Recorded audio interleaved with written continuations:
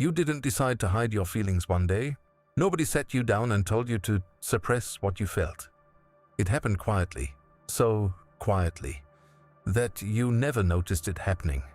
One moment you were laughing without hesitation, crying without shame, expressing exactly what you felt. Then little by little, you stopped. Not because you wanted to, because somewhere along the way, your emotions became expensive. Showing them cost you something: acceptance, safety, love. And without realizing it, you began paying for belonging with pieces of yourself. Swiss psychiatrist Carl Jung spent decades exploring what he believed was the hidden architecture of the human mind. One of his most profound discoveries was something he called the shadow.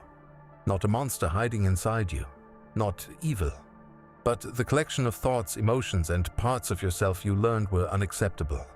The parts you didn't destroy, only buried. Because at some point, expressing them led to pain. Maybe you were told you were too sensitive, too emotional, too loud, too needy, or simply too much. So your mind adapted, not to become fake, but to survive. Here's how it usually begins.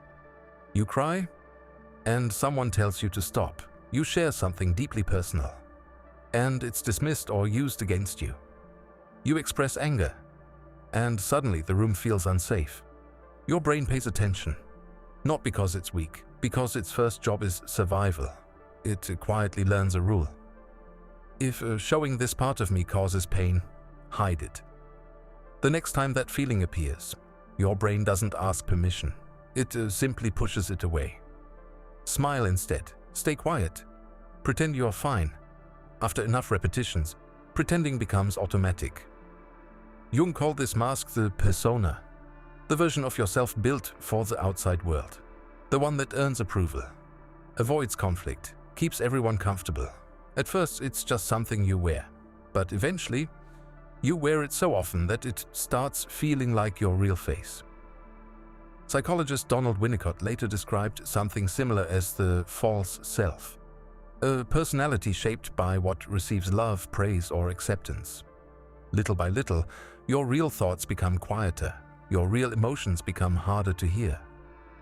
Until one day, you find yourself asking a question that seems impossible to answer. What do I actually feel? The tragedy isn't that you hid your feelings, it's that eventually, you hid them from yourself. You become the person everyone describes as easygoing. But inside, you're exhausted. Because performing is tiring, you become the person who says, "I'm okay." Even when you're falling apart, you avoid conflict. You avoid vulnerability. You avoid asking for what you need. Not because you don't have needs, because somewhere inside, you still believe expressing them might cost you love. Eventually, the greatest liar in your life isn't another person. It's the version of yourself you've practiced becoming. But here's the good news. What was learned can also be unlearned. Your mind wasn't trying to destroy you. It was trying to protect you. The problem is, it never realized the danger had passed. The child who needed that mask survived, but the adult who still wears it may no longer need it. Research consistently shows that suppressed emotions don't simply disappear. They often find another way to speak, through chronic stress, persistent anxiety, emotional numbness, or a heaviness that feels impossible to explain. Because emotions don't vanish when ignored. They wait, sometimes for years, waiting for a moment when they finally feel safe enough to be heard. Jung believed the goal wasn't to destroy the mask. We all need one. The goal was shadow integration, to gently bring those hidden parts back into the light, not by becoming emotionally exposed to everyone, but by becoming emotionally honest with yourself, to realize that your sadness was never the enemy. Your sensitivity was never a flaw. Your anger wasn't proof that you were broken. The problem wasn't your emotions, it was that you learned to fear them. You didn't learn to hide your feelings because you were weak. You learned because at one point in your life, showing them wasn't safe. That was survival. But survival and living are not the same thing. Perhaps the person you've been searching for isn't someone new. Perhaps it's the version of yourself that stopped speaking years ago. The one still waiting, beneath the mask.